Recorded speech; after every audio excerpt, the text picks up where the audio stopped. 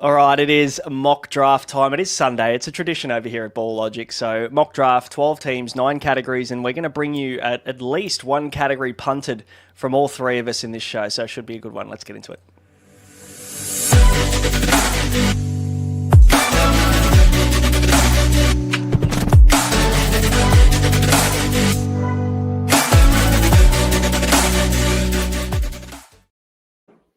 G'day everybody, welcome to Ball Logic Fantasy Basketball Podcast. I'm your host Braino and I'm joined in the studio by Malley and Kingy tonight to bring you a 12-team 9-cat mock with a punting twist. Malley, this is maybe your favourite thing to talk about when it comes to punting, but maybe I'd argue that you're the second keenest punter amongst us though, because we know Kingy loves a punt as well. How are you, Malley, first of all? I'm great, and I know I like the same kind of punts that Kingy does. And I'm worried because he's the master of the punt that I like to go for as well. So I'll be able to test my mettle this afternoon, this evening, and try and figure out how far that goes. I also look like between you two and your high definition cameras, like you're throwing live to your correspondent in Bosnia. Like I've got my shit light, I got my shit microphone and my camera. You two look like you're live in the studio. So thanks for that. Yeah, you're welcome. You just needed the kitty cat ears to top things off, mate, and you would have been set. Kingy, you've openly said that I'm going to punt 4 categories. And talk to us about that, because that's a pretty aggressive approach to punting, but you only need 5 to win.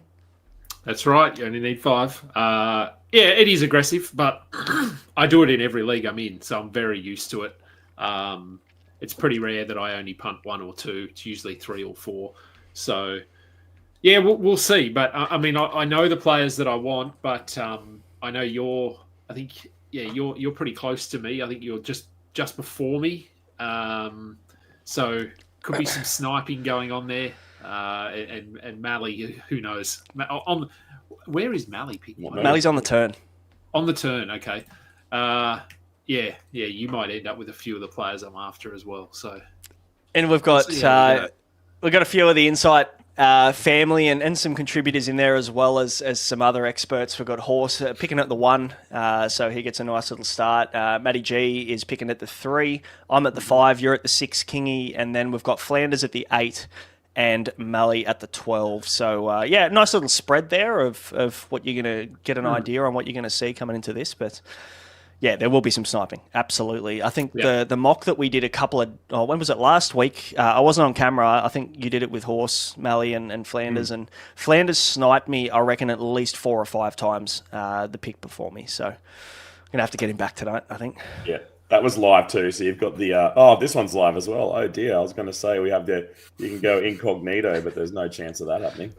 Not a chance. We've got a few people in the live chat as well. Don't Jump Man's in the live chat as always. FC Sports. I know Horses out there as well watching. So thanks for watching, guys. And let us know who you're looking at or how you're feeling about the draft. And throw any questions that you have. We'll do our best to answer them throughout the draft as well. We'll quickly move over to the other screen and I'll get this set up in the background, because I haven't set it up yet because I had to sort my internet out. Funny story. Shout out to TPG, who... loved to throw me a curly at the last minute and decided that we're going to give you an upgrade in your speed. And I'm like, fuck yeah, this is cool. But I didn't realise an upgrade in my speed means that I completely lose my connection for hours on end. So I only just got it back about 20 minutes ago. So let's hope things hold together. I think I've got, out of the 3 of us, I've got the first pick at the 5. It'll be interesting to see where this all starts. We'll kick off in about 15 seconds. Kingy, you've obviously got a specific 4 categories in mind, I guess, with your pick. We've already talked. I'm not taking your guy, so you can pretty much openly talk about it unless someone else is going to snipe you. Do you need me to take my headphones off? Not quite at the 12-13, mate. But how you feel? Where's your head at with the start of this, Kingy? Look, I'm hoping for AD at 6. If things go according to plan, I should be able to get him, and then we'll build around him. I mean, there's a few options. It will depend who's available to me with my next pick. I have an idea of what I want to do, but as you know, things can change. So, yeah, we'll see. I'll know in about 5 minutes. You got to pivot, and I think that's the hardest thing. You know, we could say 5 and 6 could be Giannis, it could be AD. Luca could end up falling to you at that point. And people do some funny things, Malley, in mock drafts. Obviously, there's no money on the line and not really any bragging rights just yet. So people like to experiment with the early picks. We see Horse here taking Wemby at the 1, which has traditionally been Jokic's spot. So people like to do some funny things. Let's hope there's not too many curlies coming at us tonight. Yeah, 100%. In the words of Ross Geller, we have to pivot to live, because if you set yourselves up too much with a plan that you feel like is getting away from you, you do need to change directions. Otherwise, you end up with this Frankenstein of a team, and it doesn't really do you any good. And become a glorious 10th out of your 12 friends, and nobody wants that. Not at all. Not at all. You would like to think that Dirk to Doncic here, who's got the 4th pick, does take Luka with the 4th pick, considering... Or Dirk. Well, I mean, look, if you want to take Dirk, that's a choice.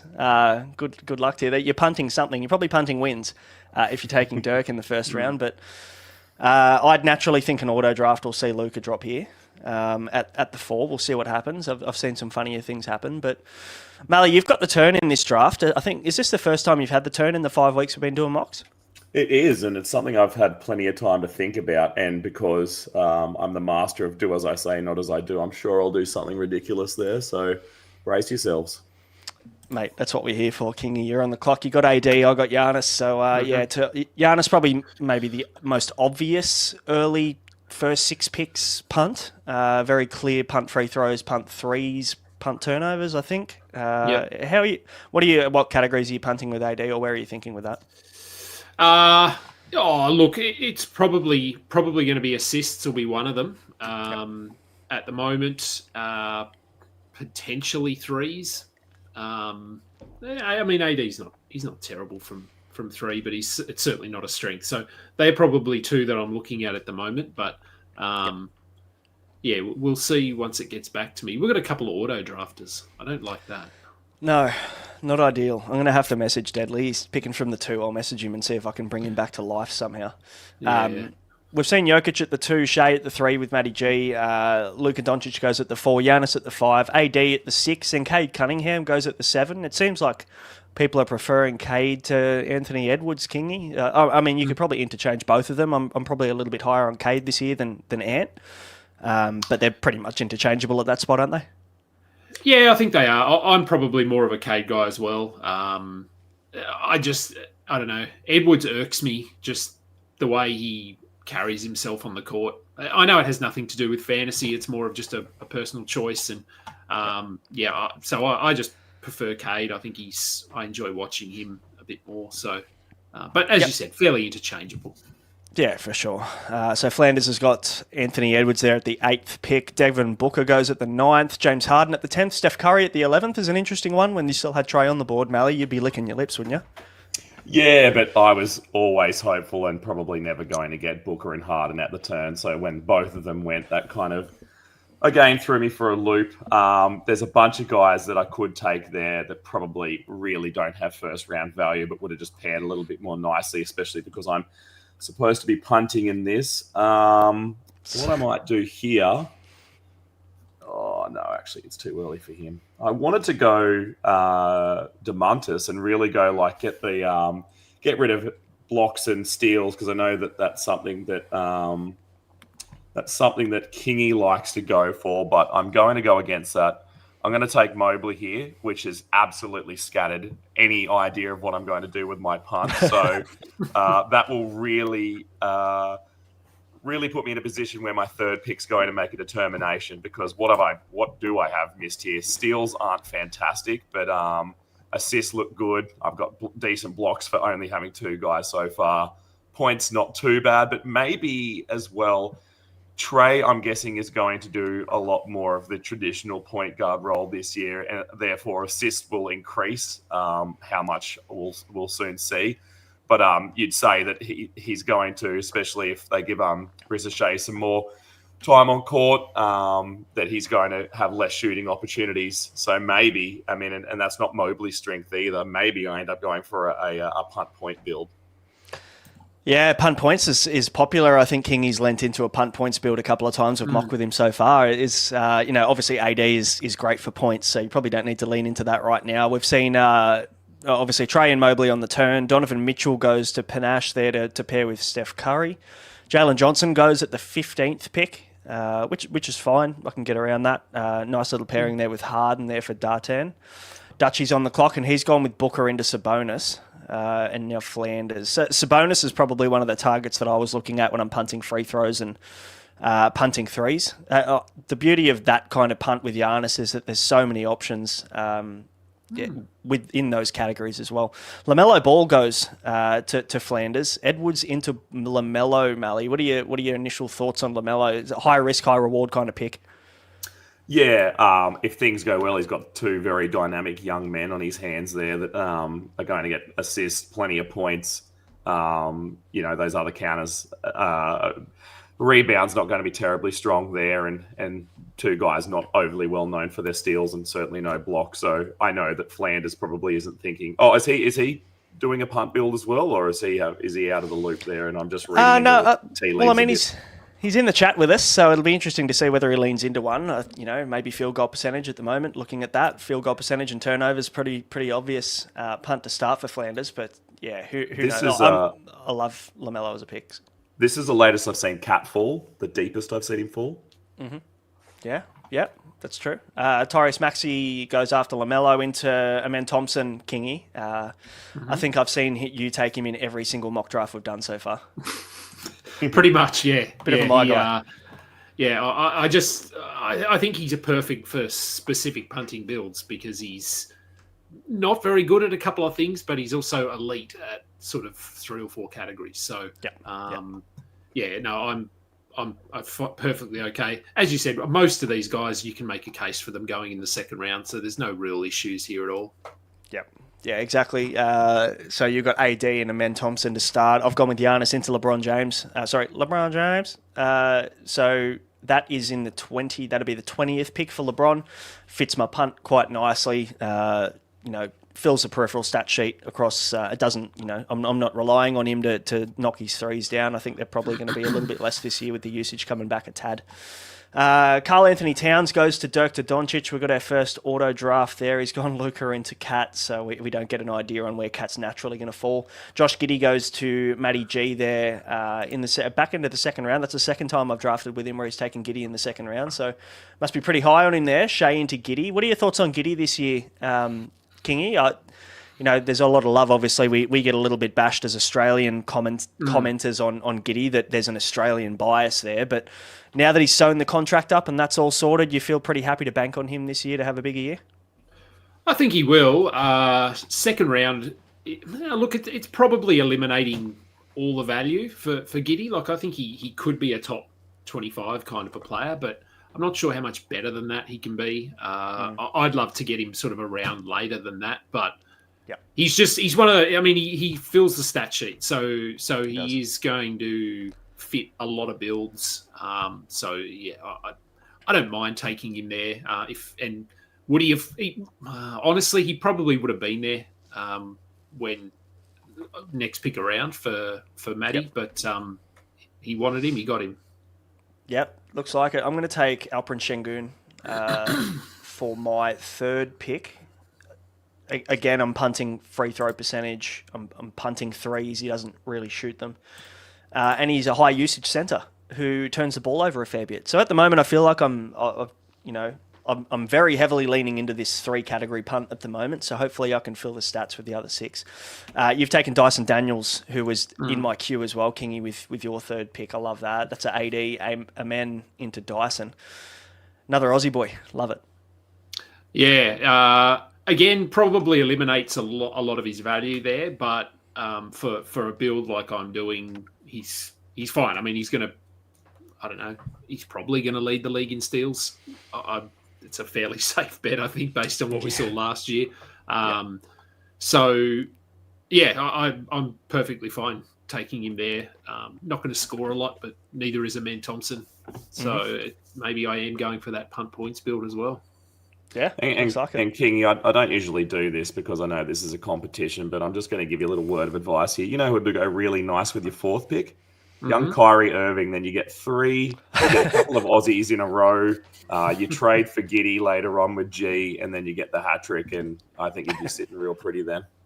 All right, noted. I'll lock that one away and see what I do with it. Are you nervous, on a serious note, are you nervous about Horse's team in any way, Kingy? Because I know that you like to build your stocks, and he's gone with Wemby, Kevin Durant, and then Triple J.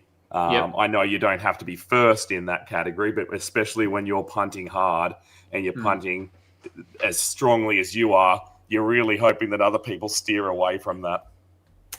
Yeah, look, at the moment, probably yes. I mean, he has two elite shot blockers, and I mean, Durant's not the player he used to be, but he's still over a block a game probably, or close to. So yeah, look, a little bit worried. We'll see where Horse goes with his next few picks. I mean, he doesn't have any guards yet, so he is going to have to draft at least a couple of players who don't block shots.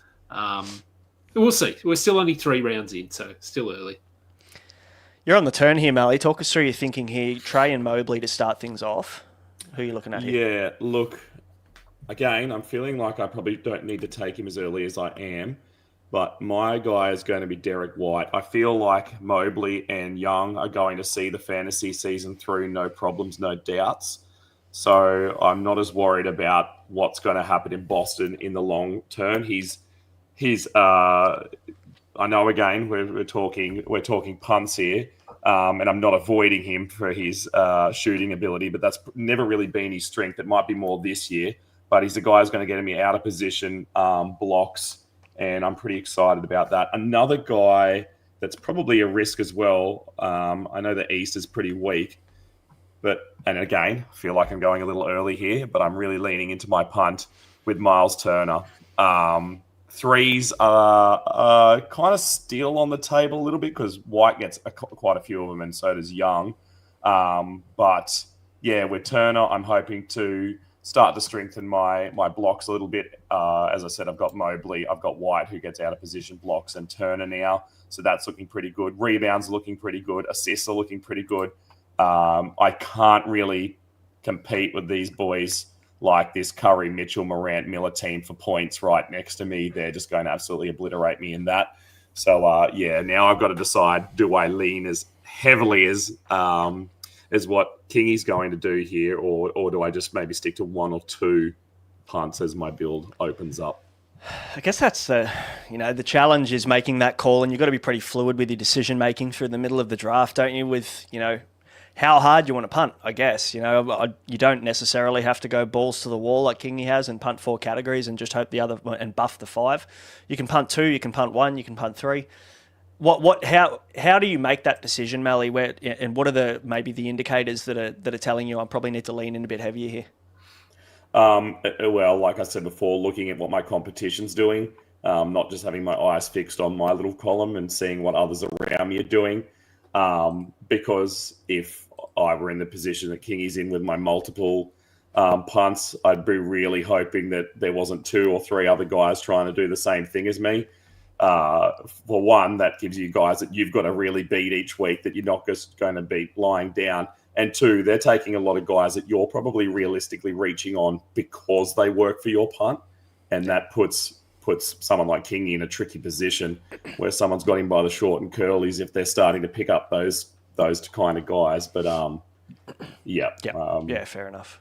We'll quickly recap for everybody watching. Dyson Daniels went at the 3-6. Chet Holmgren, Paulo Banchero, Jamal Murray, nice little pick there, a little bit late. Bam Adebayo, Ja Morant, and Derek White round out the 3rd round. Then Miles Turner, Brandon Miller, Denny Avdia starting to go incredibly early in these mocks. That ADP's flying through the roof at the moment off the back of Eurobasket. De'Aaron Fox was a guy that if he fell to me, I would have taken him. Trey Murphy also starting to go pretty high in mock. Zion Williamson, another guy out of my queue for my free throw and 3s punt build. Good pick there by the 9-cat goat. Just locking in his name there. Walker Kessler, Kingy, you've gone with in the 4th. Talk to us about your thoughts on Kessler this year. Yeah, look, I think per game, I think he'll be really good. Again, fits my build. I needed to get some blocks just to shore up that category a little bit. And sure enough, Horse has gone Franz and Desmond there on the turn. So he's gone with 2 players that don't necessarily block the shot all too much. So, no, look, I mean, the concern for Kessler, obviously, is games played, as we've seen the last couple of years. Utah are a bit of a train wreck. So, what does that look like in March? Not too sure, but I do think that he's sort of going to do what we need him to do, rebound, hit his shots, get blocks. So there's a little bit of risk there. But in saying that, I think the floor for games played nowadays is not what it was 5 years ago. Like, I think if your guy can play 63, 64 games, you're probably pretty happy with that. Yeah, absolutely. I think 65 is that what player awards threshold, isn't it? So a lot of players have that 65 games on their mind. They get to that, they shut themselves down. Desmond Bain, Franz Wagner and Desmond Bain went on the turn. Kawhi Leonard, Austin Reeves, Ivica Zubac. Back to me. I took Jaylen Brown there for my 4th pick. I'm actually quite surprised that he's still here, and I know I do need to get myself a point guard or a facilitator at some point because I'm not punting assists, and at the moment they're not exactly on the board. But I'm going to take Jimmy Butler here. He fits that build quite nicely. More so just missing threes, but he fills the stat sheet. He'll get me stocks as well, which I think is quite important for my build at the moment. I've only got Şengün and Giannis, who will probably get them for me. So yeah, just locking in a few more stocks, but I need some assists here. Otherwise, I might be punting a 4th category with Kingy at this point. You're not obviously thinking that there's going to be some huge uptick in Jaylen Brown's assist capabilities, and he's learnt to play with 2 hands. You just answered the question for me. I'm not overly high on Jaylen Brown. I think I just kind of took him because he fits the build and because it was in the 4th round. I'd be happy to take him at the end of the 4th if he was still there in a normal, even if I wasn't punting. There's a bit of upside there for him. I think he was the 60 or 70th best player last year, and he'll get more usage. So I'm not necessarily worried about that. But yeah, I'm higher on Derek White, so if by some miracle he fell to me instead of going to you on the turn, I definitely would have been snapping him up, as I'm sure Kingy probably would have been regardless. Like Derek White's in for a big year this year. Kessler into Jakob Poeltl, back-to-back centres. Kingy, are we starting a centre run here? What, for me personally, or you just mean? No, because I mean we're seeing Zubac, we're seeing Poeltl, we're seeing now Vucevic is going. You might have opened the floodgates on the centre run. Yeah, look, there's probably a little bit of a run here. There's a few other names. I mean, Mark Williams went not that long ago.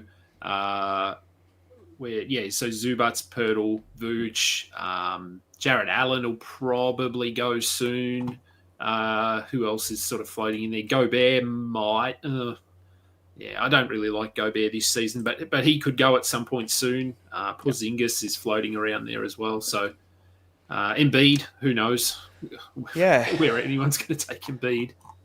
Yeah, and hopefully we get a true indication of Embiid. We've only got one auto drafter at the moment, so if there's every chance he could go at the 6'9", which look is every chance. What's that, the 70th pick? So I think if he starts to creep into the 70s, I'd probably be tempted by Joel Embiid, Malley. Even though there's a lot of obvious risk there. I'm not high on him this year. I think we're going to see a lot of what we saw last year, but you can't really turn your nose up at a guy who's potential top or first round value, top 20, top 10 player in fantasy basketball. And if he does play that 50 games, he probably wins you a league.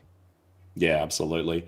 Yeah, I have to think now because points are off the table for me. So I guess by proxy, I'm kind of punting them. It'll be tricky now to get some big 3-pointer guys, even though I know they're on the waivers later. Without really starting to rebuild my points and probably change the direction I'm going in.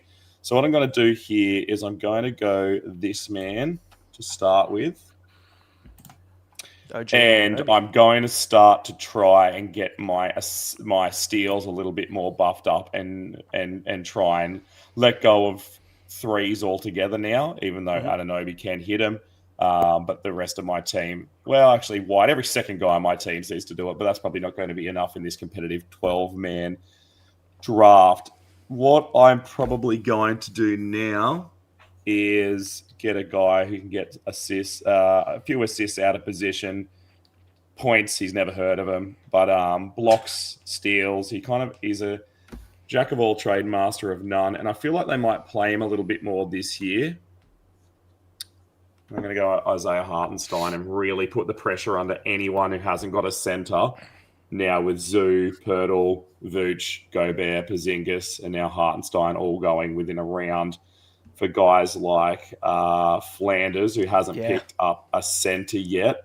he might be starting to sweat just a little bit. We'll see what that might just put him under the pump, or maybe just foregoes it and just gets anyone at the end. I think if Joel Embiid falls to him, he's gonna take him there with the 6-5. I reckon there's a pretty good chance of that. He'll be pretty aware of that. He's probably even watching the show, to be fair.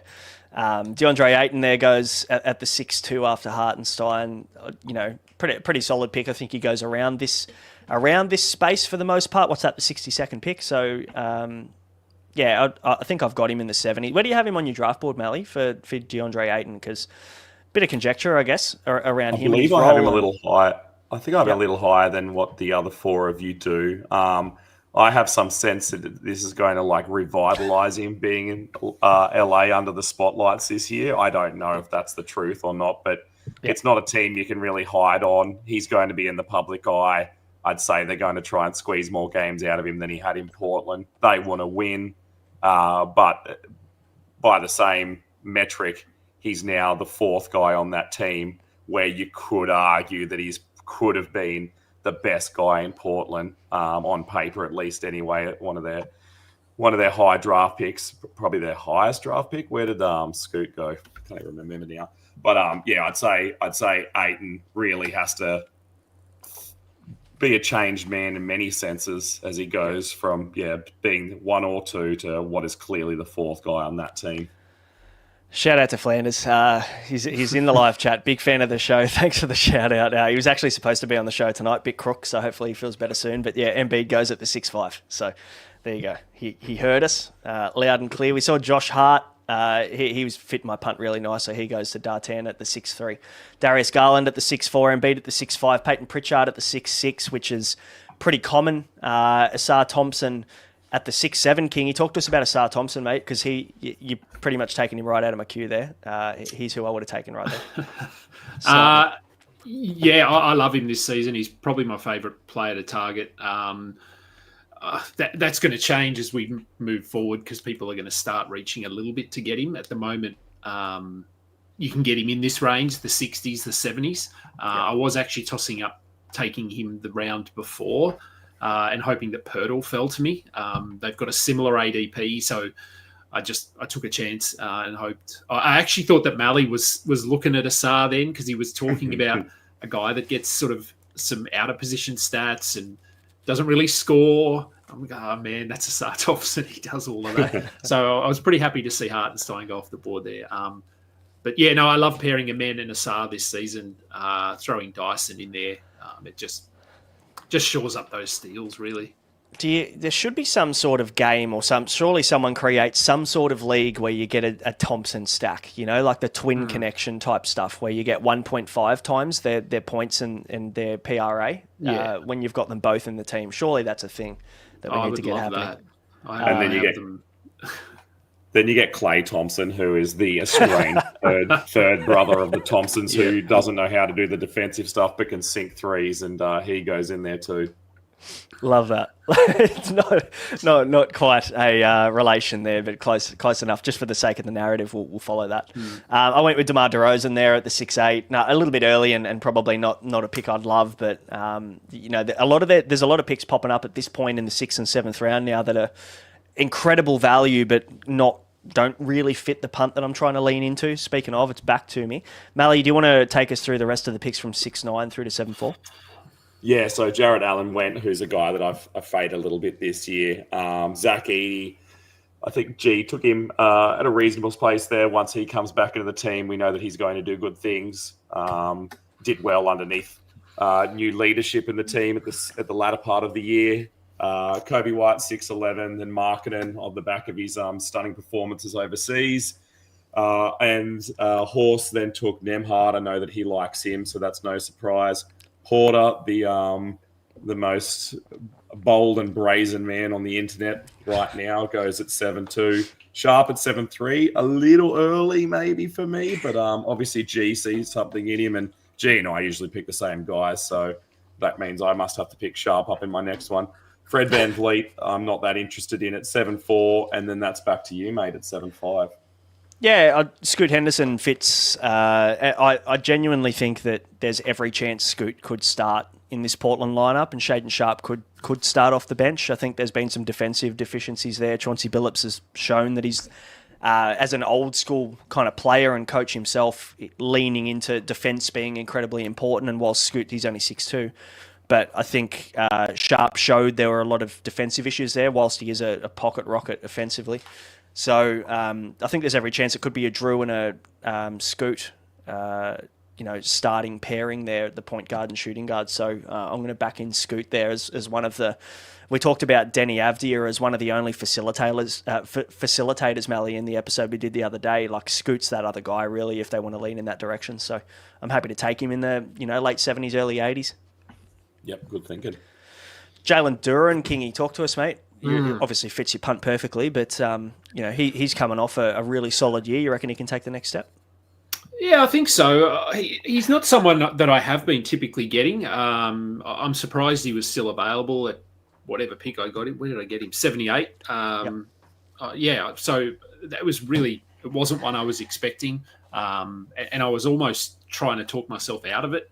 But look, I thought last season he was a little bit slow to start, but once he figured things out, I thought he was really good down the stretch.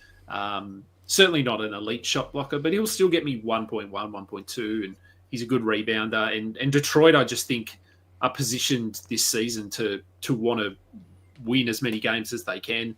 And Duran really doesn't have a lot of competition for centre, if we're being honest. Isaiah Stewart is there, but he's not a centre. So, I think Duran's in for another big season.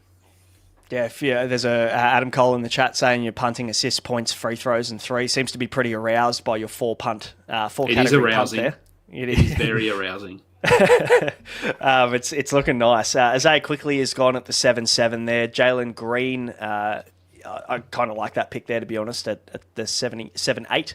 Onyeka Okongwu, that's 80 picks in. Onyeka Okongwu, maybe a little bit early on Okongwu. I'm not sure how to feel about that kind of pairing with Porzingis at the moment. As an Atlanta Hawks fan, I'll probably watch them a little bit closer than I thought. Who invited Malley? He's gone with Mattis Buzelis. We'll cover the other picks. Sorry, Alex Sarr into Miles Bridges goes before him, but Mattis Buzelis on the turn. And we're all drinking each other's Kool-Aid by the sounds of things, Malley. Yeah, and I know that Kingy likes little clues into what I'm going to do next. So this guy's last name rhymes with Hamara, but I'm not going to take Mr. Hamara because I actually need assists, unfortunately, because I'd love the Buzelis. Oh, you know what? Fuck it. I can wait one more round. There he goes. I love that. That just fills me with joy. I like seeing both Bridges go next to each other, but that's a loss on this one. My assists, old Trae Young's going to have to do a lot of work on this team with the assists. But I just like Kamara. He's going to get me those stocks. He's a good rebounder on a team that has flittering centers now. And Buzelis, it's going to be a big season for him. So I've got 3 guys now. I'm really, for anyone who's listening and wants to screw me over, Kingy, I've got to just get anyone in my queue now who I think is going to get 6 assists, even if they're a disgrace. Yep. Oh, there's a few. Yeah, I don't agree with that Kamara pick. You should have left him. It's dumb pick. It's way too early. It's like six picks too early for him. He's an 8-7 guy for sure. I love Kamara. I think he's awesome. He's just going to play a ton of minutes on a team that is probably looking to win. I mean, I know Portland aren't that good, but I think they're building a bit of an identity probably quicker than they expected, and I think Kamara is a big piece of that because they need all the defense they can get. Yeah, absolutely. But a lot of Portland love on the podcast. Donovan Clingan goes 2 picks after that. Damn it, Dartan. This bloke is literally looking at my queue, and that is one thing. I'm going to get someone else to host this fucking show moving forward because my queue is on the screen, and I reckon Dartan's watching the show. Shout out to him. He's taken Clingan, Sarr, Hart straight out of my queue, back to back to back. So thanks for that. You ruined the show, Dartan. Dutchy's taken John Collins, Jalen Suggs for Flanders. That is very early for Suggs. I'm ice cold on Suggs this year as the 5th option. I think he'll get some stocks, but I think that's probably where it ends for Jalen Suggs. Paul George, though, goes straight after that. Risky pick. Let's hope he can stay on the court. Where's your head at here with this pick, Kingy? I was actually considering Suggs if he was here, only because I need a point guard. That was really the only reason. I don't really need his stats. Yeah, I mean, I've got quite a few people in my queue, but I don't feel like I need to take any of them just yet. So, yeah, I think I might go with Tari Eason here. Oh, Malley, talk to me. I've just heard a noise underneath the desk. Yeah, this is. I'm aroused by that pick now. First, we had David and Goliath. Then we had Tupac and Biggie, and now we've got Malley and Kingy. It's the third in the triumvirate of ultimate battles of all time. I know that we can't trade because it's a mock draft, but I feel like as soon as this ended, if it was, I'd be already trying to hit King out with some sort of. If there's ever a category for most trades, from my antics in the past, I'd love a trade, and I'd be trying to squeeze Eason out of you at some point. Well, if Buzelis is on the table, I'll trade Tari Eason for Buzelis. That's a my guy trade if ever I've heard of one. Yeah, big Tari Eason guy, Malley. So you're not a Houston fan. You're a Spurs fan, aren't you? Yeah, but I'm an expat of the Houston. Yeah, just because of Harden and his little legacy there, and it's hard to ignore them now that they've got Asar and I like Alperen Şengün as well. So. And the coaching's great there, so I'm sitting between two camps. Just give me Texas. Yeah, that's fair. I took Draymond Green there at the 8-8. So what's that? 96, if my maths is correct. That's what I wanted. Yeah, Draymond Green fits my punt perfectly. I've had him queued up from the start of the show. Pretty much like you go to your typical 10 guys that don't score points, shoot the piss out of the free throw, and but do everything else. He'll get me stocks. He'll get me assists out of position. He'll get me boards. Draymond's a really nice fit in a lot of different punt builds, to be fair. So, Draymond at the 8-8. Mikal Bridges went pretty late, 8-9. Brandon Ingram, Christian Brown, Nicholas Claxton goes to the turn to Horse into Bradley Beal, Daniel Gafford, Cam Johnson, Anthony Simons. Back to me. Talk to me about how you feel. King, what are your thoughts on Mikal Bridges this year? Because he was like a top 36. He was a 3-round pick last year and faded off the earth this year. What's changed? I just think we sort of had that outlier of a season in Brooklyn there, and obviously the Knicks picked him up after that, and then he came in and he was pretty good. Last season he went way too high. I think most of us said that he shouldn't have been going where he was. I think people have realised now that you don't have to take him at pick 40 or 50. As we can see here, he went at pick 100. So, not 100, but close to.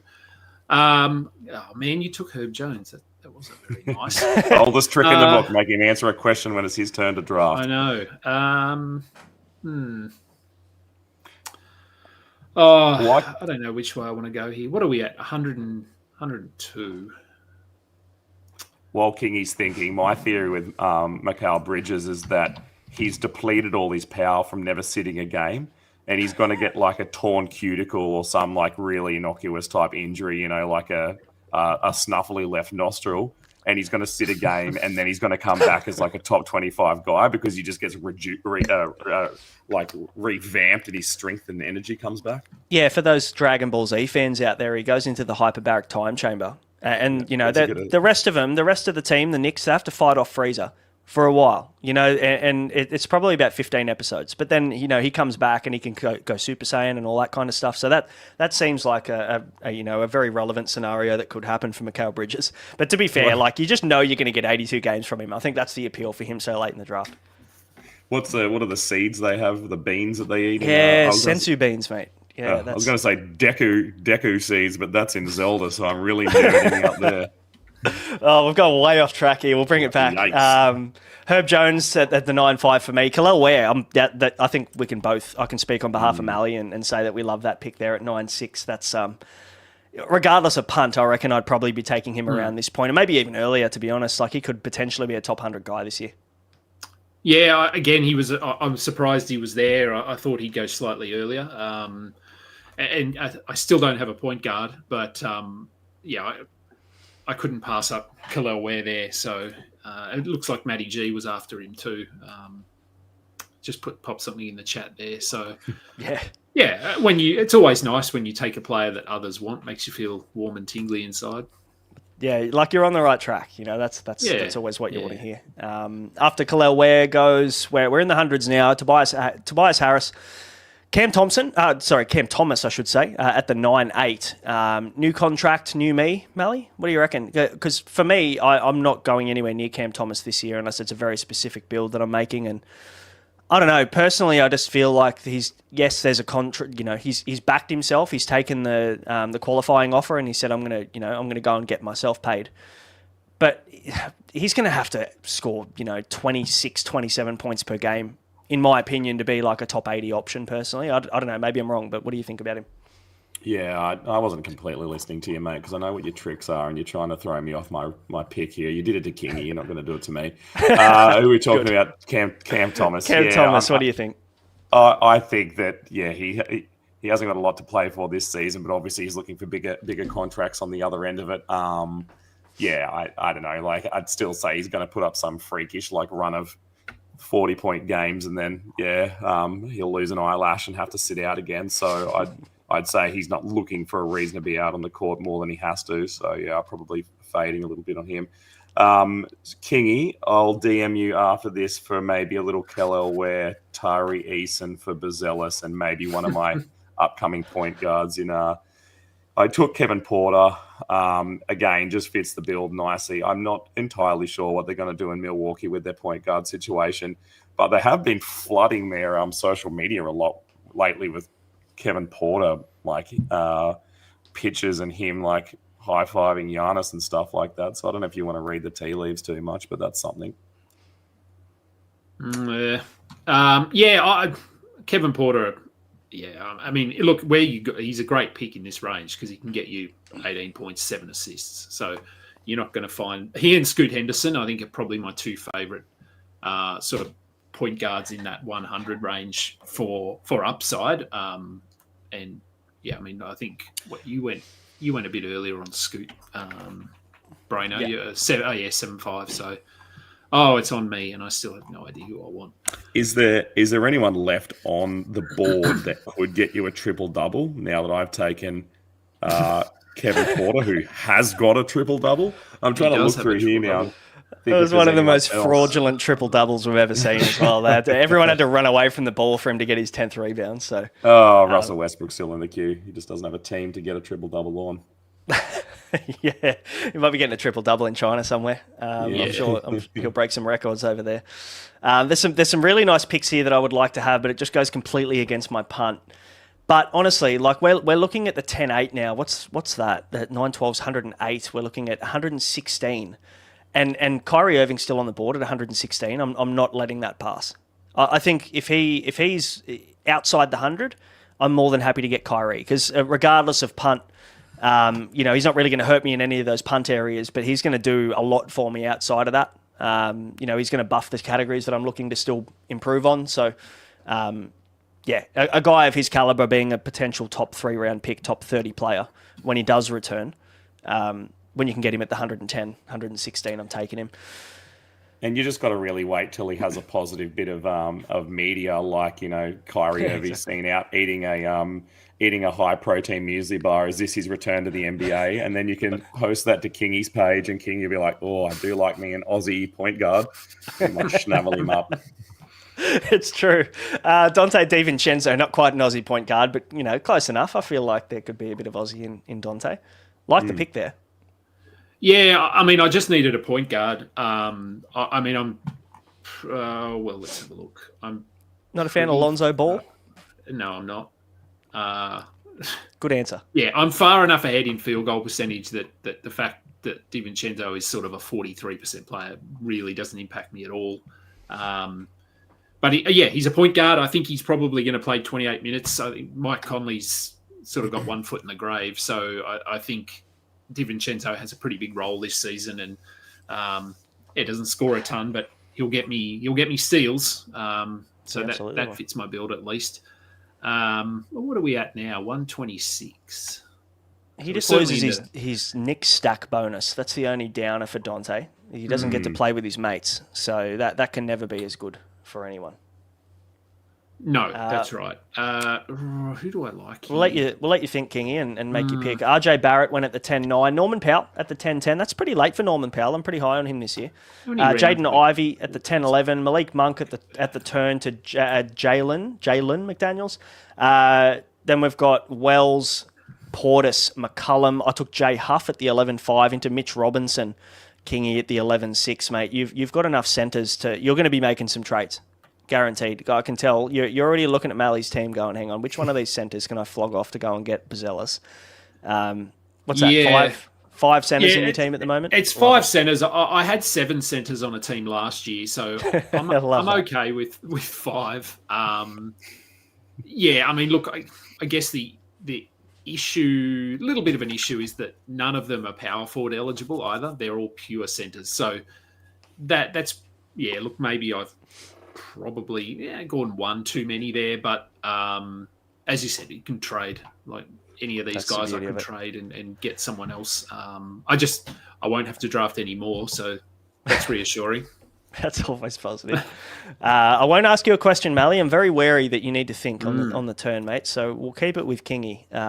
We've got Cam Whitmore as a nice little pick here at the 11-7. Do you reckon who gets the let's call it vacated minutes from Bilal Koulibaly? He's obviously having surgery and he's going to miss some time. He'll miss the start of the season. Do you reckon it's Whitmore that benefits? Is it Chris Middleton? Keyshawn George potentially gets some extra run? Yeah, I think it could be any of them. I mean, it's hard to know what they're going to do with Middleton. I mean, he doesn't fit what they're doing at all. He's obviously a good locker room presence, though, so I think he is someone that they will want to keep around for at least till the trade deadline. But it would make sense for them to give those minutes to someone like a Cam Whitmore or Keyshawn George, a young player. Whether they do, it's Washington, I don't know. But, I'm curious to see what Keyshawn George can actually do this season. I have him in my queue here, so I am considering him maybe. You're got to be careful of these people watching. Flanders is watching the show. He'll be in the comments. Trust me. That's all right. I've got enough people in my queue that if he wants to take Keyshawn George, I have Plan B, Plan C. Yes. Yes. Casey Wallace was another one I had there. I like Casey Wallace in this range as well. Yeah, it's flyer range now, isn't it? Round 12. We see Devin Vassell go at 11-8. Mate, he was going top 80 last year. Now he's what's this pick? 120 odd. Andrew Wiggins 11-9. Aaron Gordon, Murray into Yves Missy on the turn there into is that Keontae George from Utah? Talk to us, Malley. Mm-hmm.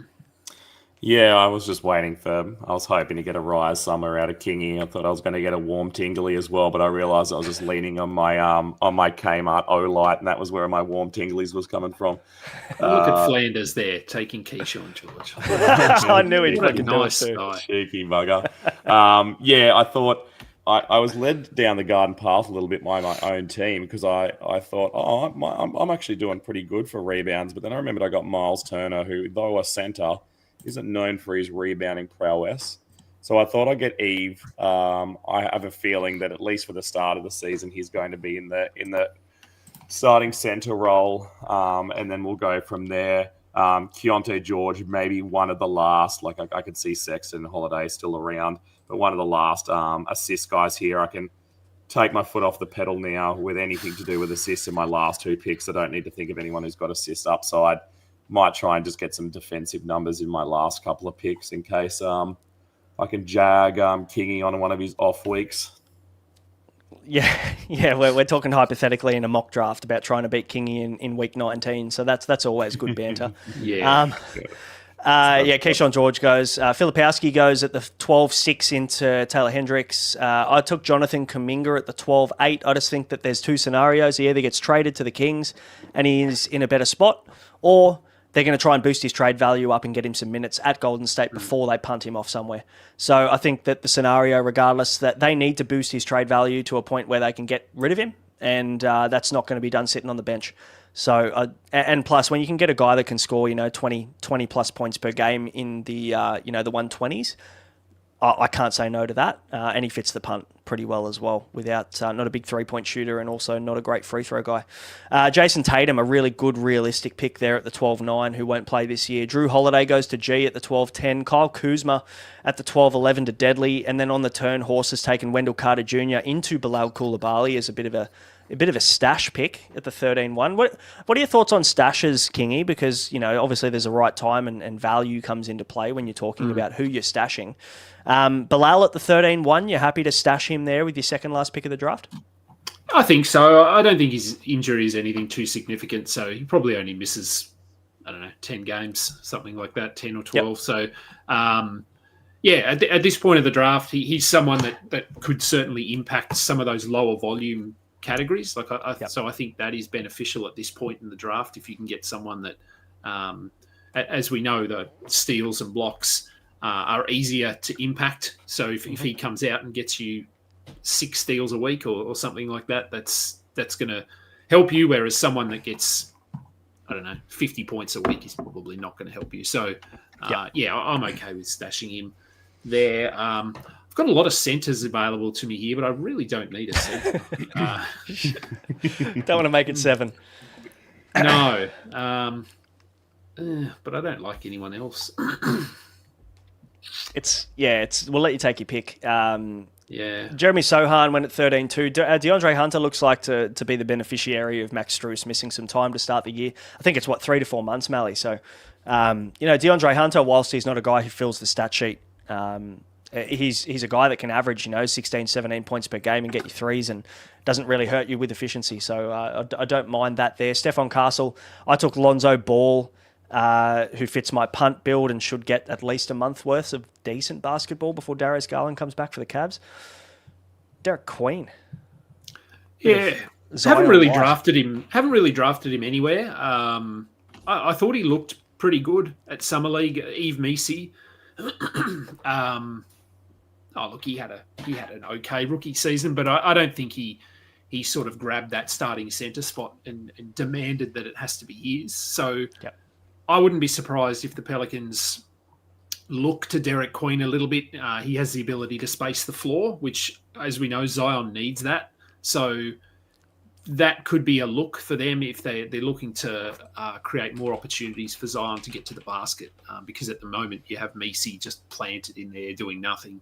So I don't know. Queen, I'm just curious. Like I said, I didn't need a center, but he fits my build. So I definitely don't need a center on my next pick. The beauty of it is it's a mock draft, and you're never going to have any sort of accountability to this lineup anyway. So it doesn't matter. That's the beauty of it. Kelly Oubre, Tsunami Puppy goes at 13-7. Santi Aldama at 13-8. Can I ask you a question, Malley? Do you want to maybe talk us through your thinking as you're coming into the turn? No, mate, I've done all my thinking. I've got one last grand reveal for you in my last pick because I know that's always a high. It's not Thanasis this time around? It isn't, but you're going to like my thinking nonetheless. What I've got here is a decision to make with my second last pick. I probably, realistically, had this been an actual draft, would pick maybe both of them beside Chris Boucher and Ryan Dunn. Ryan Dunn, who's clearly going to get plenty of minutes. Probably Chris Boucher will as well in Boston. Ryan Dunn played really well last year. A lot of what he did on the court didn't translate over to fantasy, but I'm hoping with one greater year and obviously a shake-up with KD gone and someone who isn't any sort of defensive presence in Jalen Green coming in, that he can really solidify his role. So I've talked myself around into Dunn. Now, my last pick. Here's what I did for you, Kingy. I went straight onto the search bar, and first of all, I looked up Aaron Baines, couldn't find him.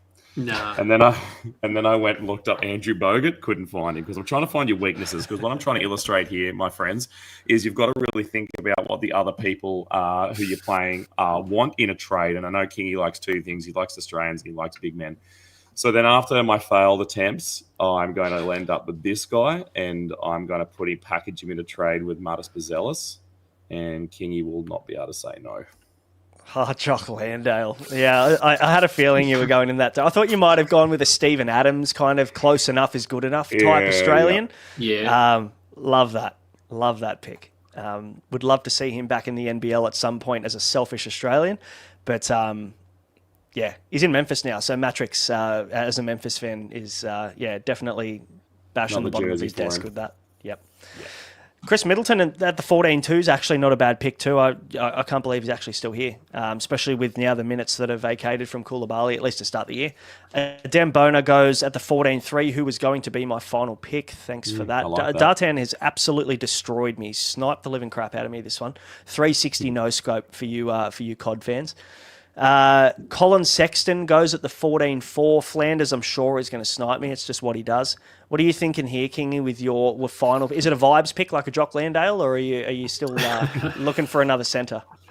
No, I think I'm good for centres. Pretty good centre rotation. So probably need a guard. I've got my eye on someone who I actually don't know what he's going to do this season. Where did he go? The nine-cat code is lighting up my life. Yeah, so I thought he was pretty good last year. Io Sunmu, pretty efficient for a guard, 50%. Doesn't get a lot of rebounds or anything, but he's a pretty good defender. So he's almost like a you make your pick here. He's almost sort of like what a Bruce Brown is for Denver, I think. So just a guy that is probably going to come off the bench, play 26 minutes. But if anyone gets injured, he could step into the starting lineup and play 30 minutes. He's sort of versatile. He can play anywhere from the 1 through to the 3 or 4. So, Sunmu would certainly be a player where I would have him roster him for a week to 2 weeks. And if he's playing 20 minutes a game and not really doing much, I'll just drop him and grab another centre. Yeah, we joke about these final picks, Malley, but that's what you can do, even with your second last pick and your last pick. They're streamer spots, really, aren't you? And I know that you've broken records in your leagues about most stream spots used in a league. I know you love a stream, so yeah, there'll be weeks that I've completely lost or completely won, and I'll still just do it because that's what I like to do. I like to. Everyone gets a ride on this track. Read a book in me. What are you doing? It's a Jonte Porter. I love it. I love that Kingy, you 100% took the best pick in the last round, but you 100% took the least funny pick. I did. My pick was so boring. Xavier Cooks and Jonte Porter. What a way to round out the 14th round. Wow. A bit of Anthony Bennett action, bit of Bronny James goes at the 14-5. We love that. And what a way to round out the draft. And I took Mason Plumlee just because I wanted to shout out Whisperer in the chat as a Charlotte fan. I'm sure he'll be really happy with that one, but there's nothing to be excited about when it comes to Mason Plumlee's 21 minutes a night for the Charlotte Hornets. Let's wrap this up, hey? Draft all done, which is good timing, to be fair. We got through 14 rounds, and it was a relatively active lobby too. Only one auto draft, which I think is a record for the preseason. So shout out to Dirk to Doncic. We'll go through our I'll kickstart things off at the pick at the 5. So I was punting free throws, threes, and turnovers. I went with Giannis at the first pick. I reckon he's going to have a generational year this year. LeBron James fits the punt. So does Şengün at the 2 and the 3. Jaylen Brown, Jimmy Butler, DeMar DeRozan, probably the one that I don't love the most out of my team and my picks. I probably could have gone in a different direction there, but DeMar fit the punt. Scoot Henderson, maybe a round early. I just wasn't confident that he would end up coming back to me. There are a few teams there, and Kingy especially, who was looking for a point guard around this point. And I think if I didn't take him, I would have had to go and dust off my Dennis Schroeder shoes, I think, this early, and that just makes me feel a bit sick to my stomach. Draymond Green, Herb Jones, Kyrie Irving at the 10-8. Jay Huff I'm really high on this year. I think he gets the starting minutes in Indiana. Jonathan Kuminga, I think wherever he ends up, he's going to play some basketball, whether they're trying to work him for a trade at Golden State or whether he gets traded to the Kings for Malik Monk, which is the main rumour floating around. Lonzo Ball gets a start for a month, so I'll take that, and I'll take the assists that come with that, and he's also an out-of-position rebounds guy. And then Mason Plumlee because I wanted to pick the most boring player in the league for my final pick. Talk to us, Kingy. First of all, what were you punting, and run us through your team? Well, I think people know what I was punting. Punting points, punting threes, punting assists, punting free throw percentage. So it's a pretty common build that I do. I like to build around Anthony Davis. using that build, and I seem to be getting a man, Dyson, Kessler, Assar as sort of the 5 core players in that build. So yeah, I think they fit it perfectly. Then it's, I mean, I had Pirtle in there as well. Then, as I said, Duran, I didn't think he'd be there, so I wasn't expecting to land him. But I did. Pretty happy. Where are we? Scroll down a bit. Tari Eason, again, just does a little bit of everything. Good defender. Pissed off Malley, so mission accomplished there with that one. That is a win. Then it sort of opens up a little bit. I went Killer Ware, Mitchell Robinson after DiVincenzo. So a couple more centres. I would love it if one of them was power forward eligible, but if I'm being honest, none of them actually play power forward, so it's probably correct. DiVincenzo, haven't really drafted him anywhere this season, but like I said, I'm so far ahead in field goal percentage that I can afford to absorb him quite comfortably. And I do think he plays a pretty big role this season. Taylor Hendricks, who I was pretty high on last season, he started the season, he was fine, but then he obviously got injured, missed the whole year. I don't know how Utah are going to use him, so this would also be a situation where if he's playing 26 minutes, I'll probably hold him. If he's playing 18, 19 minutes, I'll probably just move on.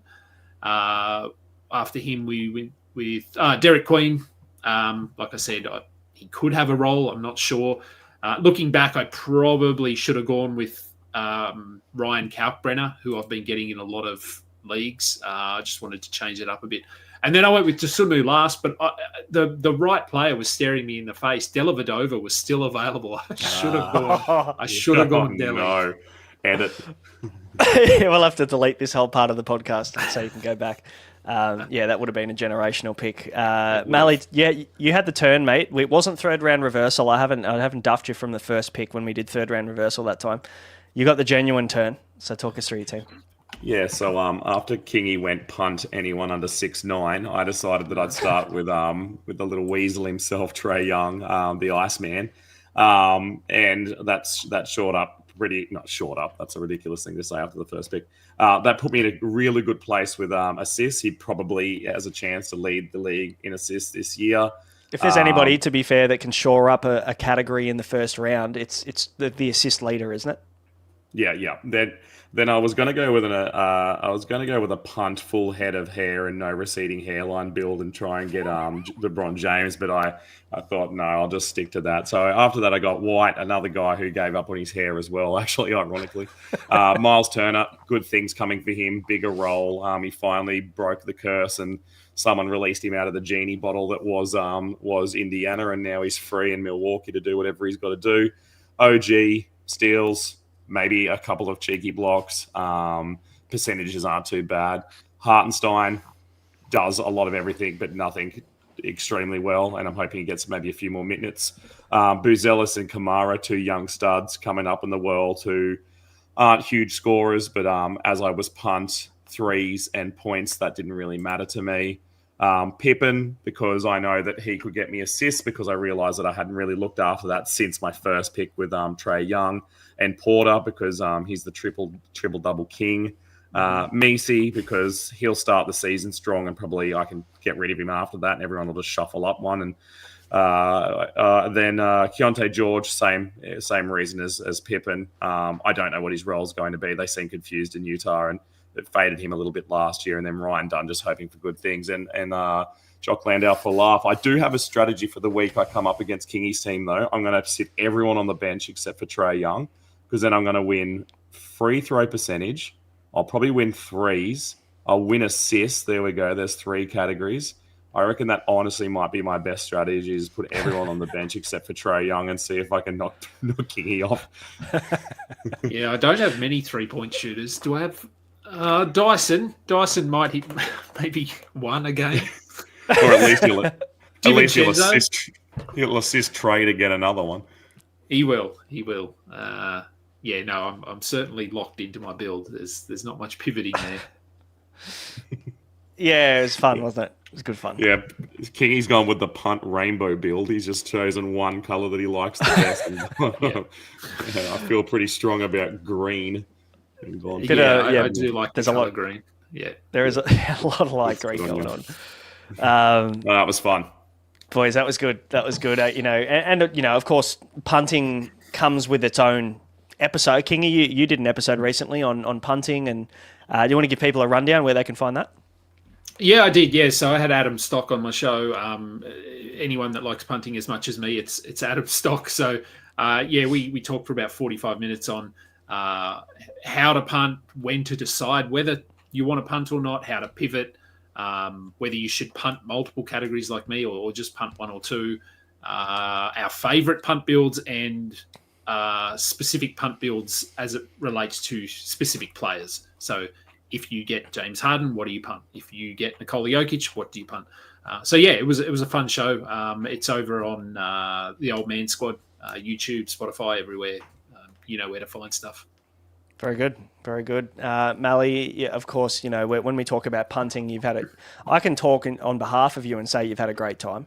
Not only talking about Australian basketball players, but being able to punt multiple categories. And we did an episode recently, a couple of weeks ago, on punting as well. So you've got a couple of episodes there to go and check out. One's on the Insight page here that you're on right now watching this show, and the other one on Old Man Squad. So go and check them both out. Kingy, thanks for joining us, mate. Thanks for being a last-minute fill-in. It was great to have you on, the king of punting himself. So couldn't have had a better show to have you on. I love you coming off the bench, Kingy. I'm good at that. I'm good. Six-man I'm good type at stuff. limited minutes. Big as impact. required. Yep. Yeah. That's all I'm about. Yeah. Bit Per of, minute Jordan. production is elite. Bit of Jordan Clarkson about him. Thanks for watching, guys. Thanks for getting involved in the live. We'll be, of course, live every Sunday, bringing you all these different mock drafts. We'll try and put a bit of a spin on it every time we hop on as well. Thanks for watching. Hit the subscribe and the like button as well to help support the show. If you're listening on audio, hit that follow button, leave us a review if you like the content, and we'll see you for the next one. Cheers.